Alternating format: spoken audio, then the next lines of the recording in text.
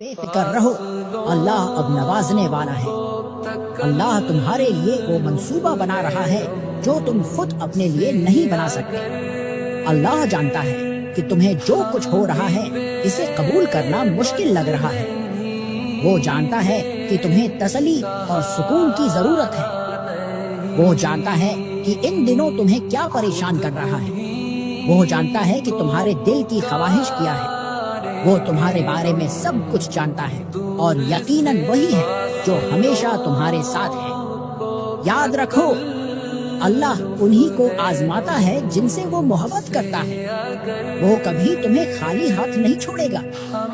اگر اللہ نے تمہیں دعا کے لیے ہاتھ اٹھانے کی توفیق دی ہے تو جان لو کہ وہ تمہیں وہ چیز دینا چاہتا ہے۔ بس اس کے منصوبے پر بھروسہ رکھو، امید مت چھوڑو اور اپنی دعاؤں سے کبھی ہار مت مانو۔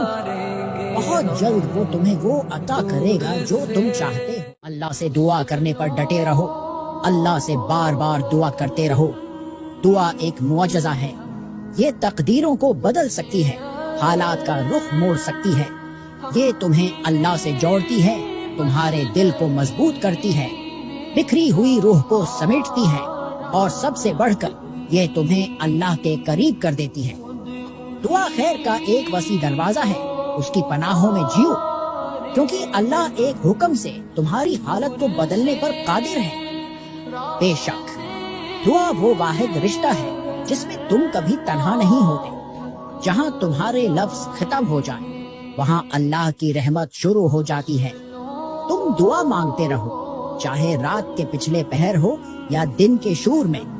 اللہ کے خزائن میں کمی نہیں، وہ بس تمہارے یقین کو آزما رہا ہے، اور جب تم یقین کے ساتھ ہاتھ اٹھاتے ہو تو آسمان سے رحمت تمہاری طرف بڑھنے لگتی ہے، اور جس کا ملنا ناممکن لگا رہا ہو اگر وہی نصیب میں لکھا نکلا تو یہ زندگی کا سب سے حسین لمحہ ہوگا۔ انسان کی آنکھوں میں خوشی کے آنسو ہوں گے، دل سکون کی دھڑکنوں سے بھر جائے گا، اور وہ لمحہ دعا کی قبولیت کا ثبوت بن جائے گا۔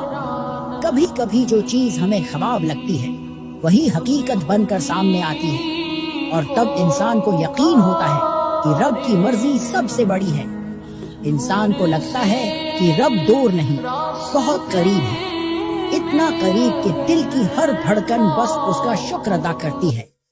وہ لمحہ یاد دلاتا ہے کہ دیر کبھی انکار نہیں ہوتی، جو تمہارے لیے ہے وہ تم تک آ کر ہی رہتا ہے، اور وہ ہمیشہ بہترین فیصلہ کرتا ہے۔ انسان اپنے رب کی رحمت پر اور بھی زیادہ یقین رکھنے لگتا ہے۔